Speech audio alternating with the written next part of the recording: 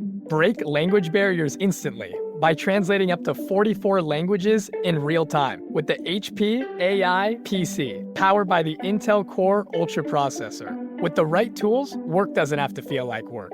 Learn more at hp.com/AI PC. From LinkedIn News, I'm Jessie Hempel, host of the Hello Monday podcast. Start your week with the Hello Monday podcast. We'll navigate career pivots. We'll learn where happiness fits in. Listen to Hello Monday with me, Jessie Hempel, on the LinkedIn Podcast Network or wherever you get your podcasts. Nashater, thanks for joining us today. Great to be with you, Kwame. Thanks for inviting me. It is our pleasure, my friend. So how about you get us started by telling us a little bit about yourself and what you do? So I am a psychologist in background. I've trained as a clinical and forensic psychologist. And really what that means is I've worked with some pretty challenging people and people who've been in challenging situations. So I worked in a maximum security environment with offenders and those who might be classified as psychopaths, and went on to work with the military, returning from war zones, treating post-traumatic stress disorder and head injuries, and now work with leaders, coaching them in the skills that I was trained in having effective influence and working with negotiation, which is perhaps what brings me here with you today. Absolutely. And you have a book that's out. Can you tell us about that too? I do. I have a book that was released last year, my first book, my only book, called The Leadership Pin Code, Unlocking the Key to Willing and Winning Relationships. And essentially it's a handbook for leaders on the very practical tips that I've learned and I'm now sharing with them on how they can have those impactful conversations, building trusting relationships, and very much about how you can do that in every conversation, every day. Okay, now for the listeners, they might say, wow, that book sounds fascinating. I should buy that. And they should say that. And they should say also, your work is really fascinating, but they might not see the connection between the two. So where is the synergy? You know, the synergy is that a lot of the work that I had to do was building relationships with people who had very different experiences to my own, and perhaps were resistant to change or were perhaps not very motivated to work with somebody like a psychologist on some of the challenges they were facing. So I was trained in skills around conversation, understanding how you can use body language to communicate and build relationships, and very much what I call the ABC of how we develop trusting relationships with other people. And what I've done in the book is I've shared that toolkit. So understanding your advanced preparation, that's the A, your body language, which is B, and C, the conversation you have. Those very basic skills that actually can make all the difference between working with somebody collaboratively and perhaps getting through those difficult conversations and conflicts that you might have. That's interesting. And I think one of the things that's most interesting to me coming from this field is that you put the C last, of course. That's how A, B, and C kind of relate to each other in general. Right. But especially when you're thinking about leadership, negotiation, persuasion, conflict resolution, a lot of people start with the conversation part, but you didn't start there. And I'm assuming there's some level of intentionality behind that too. It's very intentional, Kwame, and you will know this from negotiations that perhaps 80%, if we want to put a figure on it, of your effectiveness in a negotiation is really about your advanced preparation. It's the research that you do on the people that you're going to meet with, that you want to negotiate with or have impact with. It's what you know about their intentions and their interests, their motivations, their drivers. And so it's very intentional that I put the A, the advanced preparation, at the beginning, not just because it's A in the ABC, but because actually that is where most of your success comes from, is in doing your homework, much as you would if you were going for an interview and you'd try and figure out who's going to be interviewing me, or if you're the interviewer, who is this candidate who's going to come in front of me? I need to know a little bit more about them. So for me, the ABC is intentional in its order, and advanced preparation is much more important than actually the words that come out of your mouth. Research shows, doesn't it, and you would be familiar with this, that most of our impact is to do with how we speak, how we communicate, not so much the words that we speak. Right. And based on what you've seen with people in the professional world having difficult conversations, when it comes to advanced preparation, I think that's one of the things that people really struggle with. So I know the listeners are probably tired of hearing me say that. But I'm going to say it again.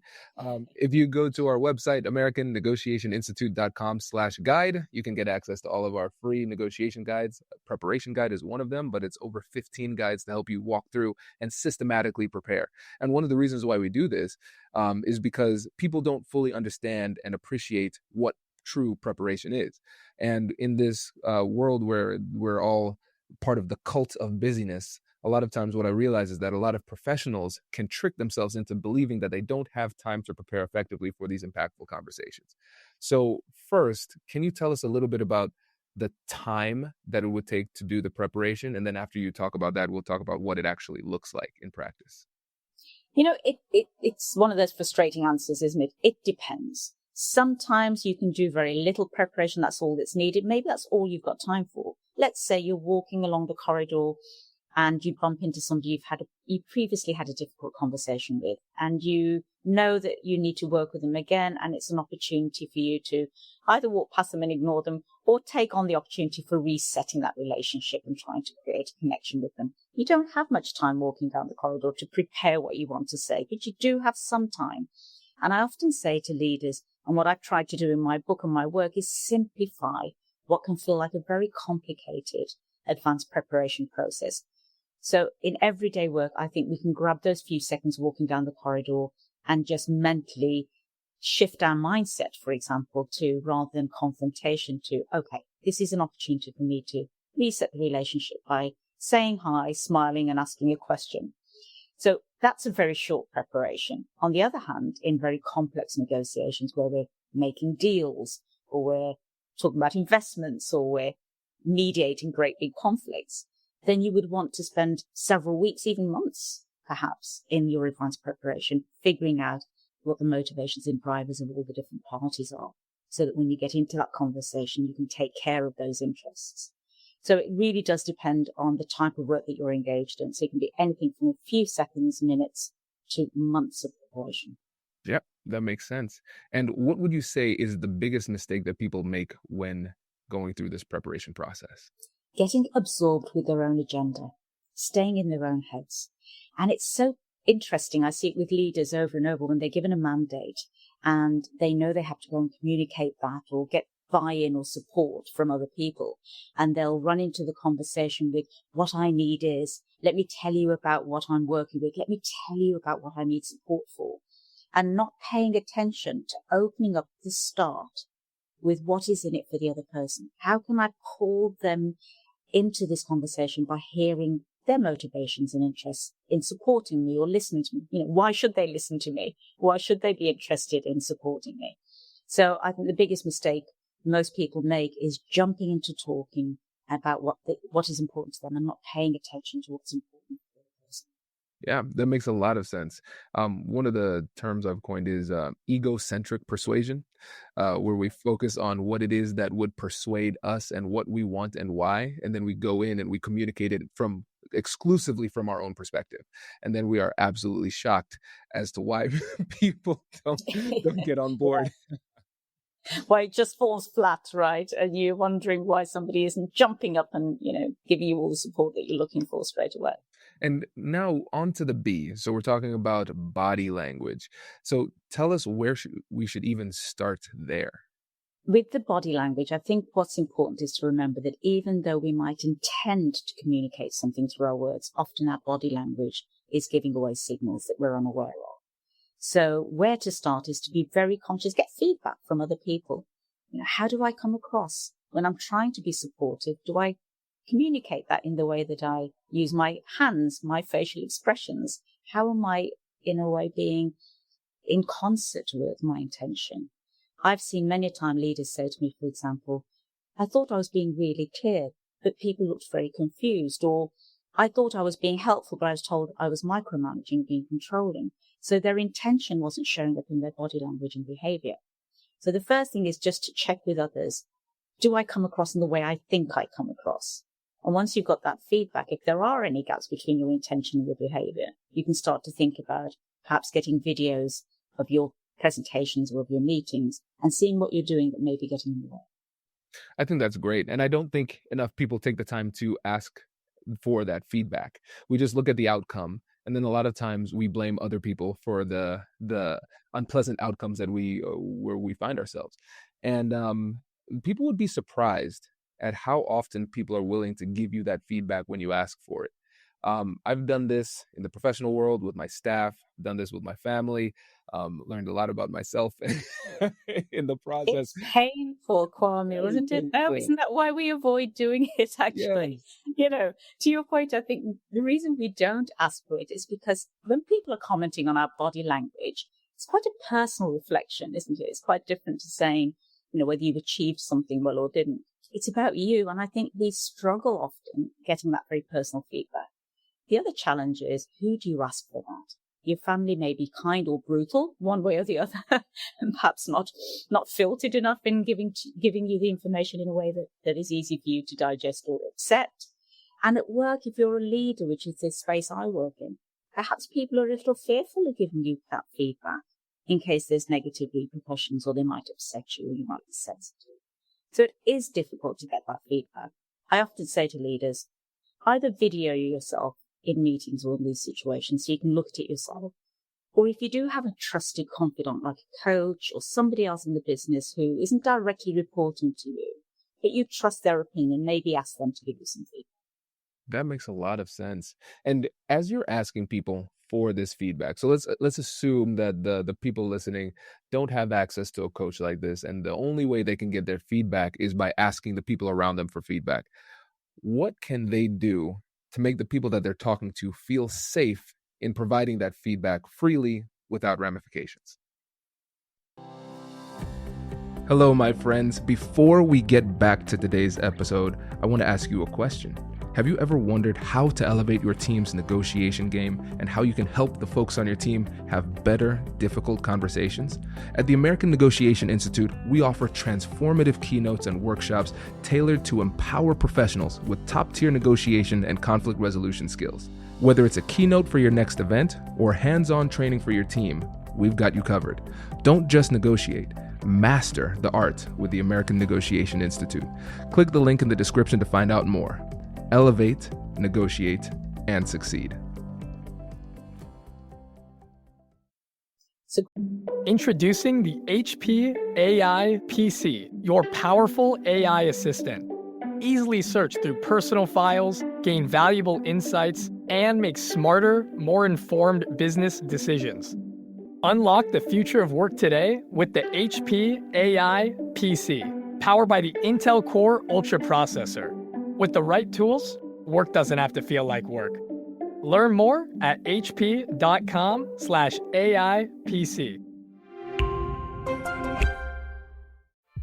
Will AI improve our lives or exterminate the species? What would it take to abolish poverty? Are you eating enough fermented foods? These are some of the questions we've tackled recently on The Next Big Idea. I'm Rufus Griscom, and every week I sit down with the world's leading thinkers for in-depth conversations that will help you live, work, and play smarter. Follow The Next Big Idea wherever you get your podcasts. Great question. I think you have to start with making sure that the people that you ask, first of all, there's no authority gap or power gap between you and them, because that will always be a bit of a challenge that you're asking people who perhaps will be concerned about the consequences for them giving that feedback. So look for peers or look for people outside of your direct reporting line. That's the first thing. Secondly, when you do ask for feedback, let them know that you are open to it by setting the expectations and asking them to provide feedback on very concrete aspects. So rather than going into the conversation and just saying, I'd love some feedback on how I come across, people don't really know what kind of feedback you're looking for or how open you are to very specific feedback. So you might say, when I present, I'd love you to, if you would give me some feedback on whether I'm clear enough or how I use my hands, or is there anything that I'm doing that is interfering with my message? So be very concrete in your ask and then be very quiet while they respond. The third piece of advice I give is if they do share feedback with you that you don't agree with or you don't like, accept it gracefully since you've asked for feedback.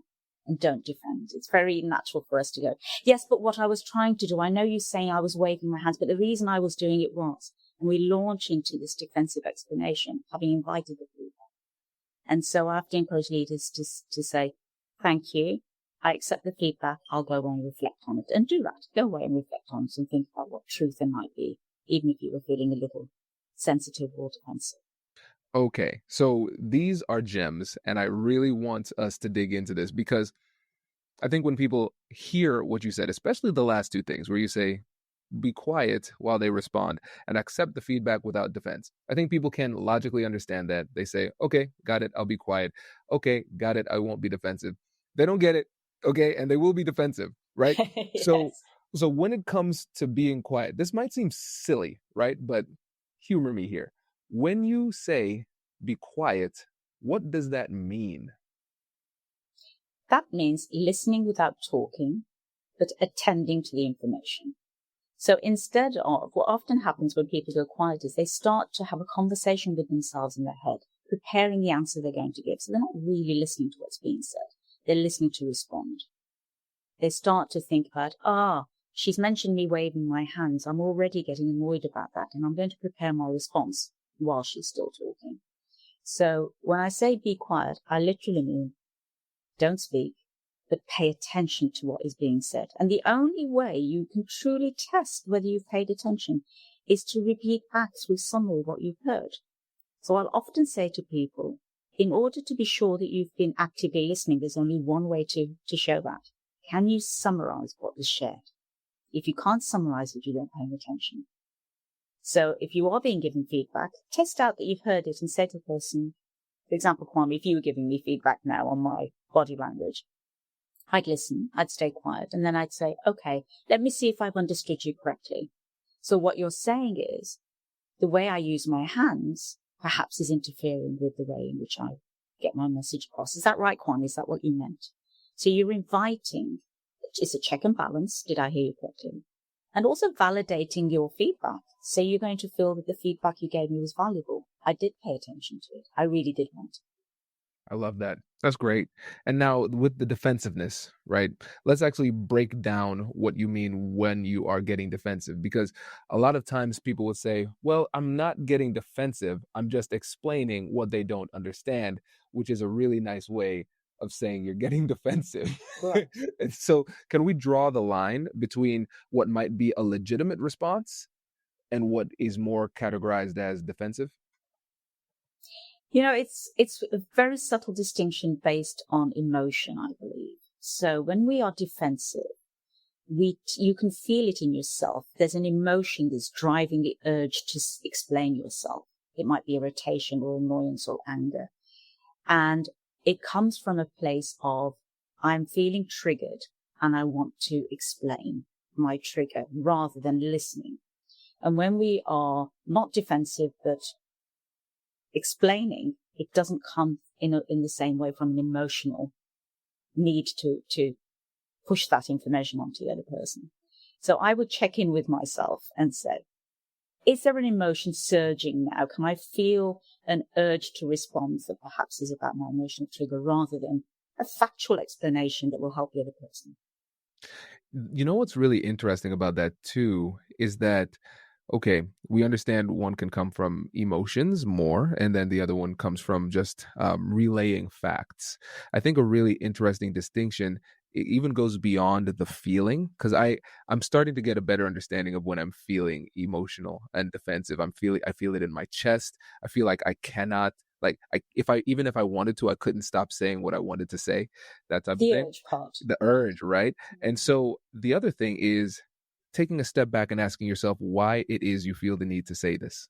What is it that is driving me to say this? So even beyond the emotional side, what is the strategic value of saying this at this time? Is it just to elevate yourself because you feel like you've been taken down a peg? Or is it the fact that there is a legitimate misunderstanding that you are trying to clarify for the sake of the other person? Right? Because this is great. Right? I love this. Because if I have a misunderstanding, I see it, and it's just for me, then I could just kind of save that for myself and just eat it and then have the person continue to share information that is only within their head and not within mine. So this is my only opportunity to get it. But if it's not elevating them or helping the relationship at all, then that might be a sign that it is defensiveness in disguise. So I have a simple rule. In fact, I used this in a workshop just yesterday. And the simple rule I have is, if you're going to give somebody feedback, whether it's corrective or explanatory, whatever it is, the simple rule is this: if it is to get something off your chest, don't do it. If it has a learning opportunity for the other person, feel free to share. And that, I think, summarizes what you've just said. But it's a very simple rule when people feel the urge to give, especially leaders want to give feedback to somebody, and they're justifying it as feedback, but really it's defensive reaction. So it's simple. If it's just because you feel the need to say it, go tell a friend, scream into a pillow, whatever you need to do. But if there's a learning opportunity for the other person and it benefits them, feel free to go ahead. Oh, man. I hope people are really paying attention to this, because this is something that I've discovered through a little bit of self-discovery and introspection over the past month or so. I'm realizing that sometimes when I'm emotional, I feel the need to say things. And if I'm feeling emotional and it's directed to an individual, I feel as though the only outlet for this emotional expression is to share these things with the other person. And what I'm realizing is that through meditation, I've recognized that emotions are kind of like energy. You think about it, it's neither good nor bad. It is an energy. How do you deal with that energy? And so what I've found is that if I sit down and viciously journal, I mean, like, people look at him like, oh, well, man, it looks like he's mad at that paper. I don't know what's going on. But I just journal and just say everything that I would have said to that other person. And I just journal. And then what I recognize is that as I get toward the end of that journaling session, the what I'm saying becomes more like self-coaching, and I work through it and I reach a state of emotional equilibrium that allows me to function, and I didn't need to emote on somebody else in a way that could potentially be destructive. And what you're also doing, and I love that, journaling really works for a lot of people. And if you're not a journaler, you can put it into your phone in notes, so you can go and speak to somebody. The point is to express that energy in another direction than the person who you feel irritated with. But the most important thing that I think you're doing, apart from processing it, is you're taking a step back and creating some space. You're letting the emotion diffuse rather than jumping on it and giving into the urge to react. When we're responding to our emotions, when they are high, and we described it, both of us use the word, this urge to say or this urge to share. The reason we're giving into the urge is to relieve ourselves, to purge ourselves of the discomfort of that feeling. It's out there then, the other person's got it, and we can relax, we feel better. So resisting the urge just to feel better for ourselves at the cost of somebody else is what's really important here, especially in negotiations and in building relationships in a work environment. If we just give into our own urges to make ourselves feel better at the cost of the other person's feelings or emotions, then we're likely to damage these relationships, and in some cases may be irreparable depending on how we react. Absolutely. Oh, this is great. This is great. This feels almost like a therapy session. I don't know. Maybe it's like you have a background in psychology. I'm getting that vibe. Well, a lot of what I'm sharing probably is coming from my psychology background. I've worked with some pretty difficult people in difficult situations and had to think very carefully about choice of words, how I communicate. I was trained in these techniques as a forensic psychologist, the importance of how you frame what you say in case you get a reaction. I was working in some cases with people who have potential for violence. I could trigger that reaction in them if I was clumsy or not careful really about how I expressed myself to get the information I needed.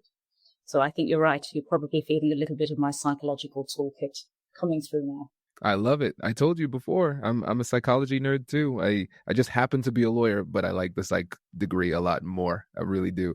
And now what's really, really interesting about this, Nashater, is the fact that we've talked about preparation in depth. We've talked about body language in depth. We've talked about how to give and receive feedback.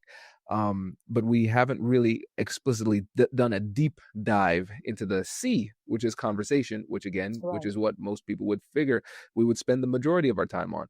And so I think what would be interesting is to spend our remaining time focusing on some of the counterintuitive discoveries that you found with working with psychopaths and working with Right. leaders. So when it comes down to how to effectively have the conversations, what kind of comes to mind when you think about the outside of the box counterintuitive discoveries that you found?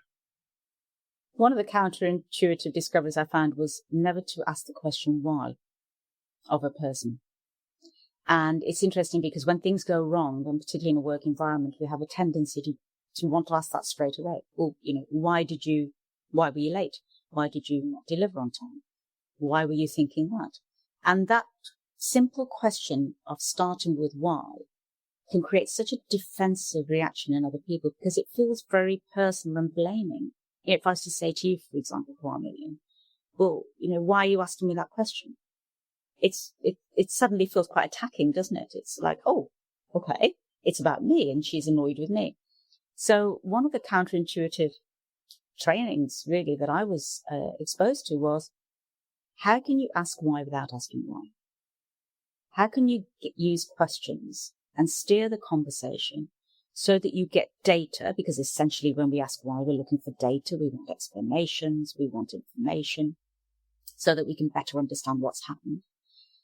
And how can we use open questions to get data? And actually, the more curious we are, and simple curiosity, Kwame, can make an enormous difference to how we phrase our questions and how we invite people to join us in that sharing of information. So instead of saying, well, why did you ask me that question? I'll say, so tell me more about what you were thinking when you asked me the question. Why don't you bring me into your mindset or experiences? How did that happen?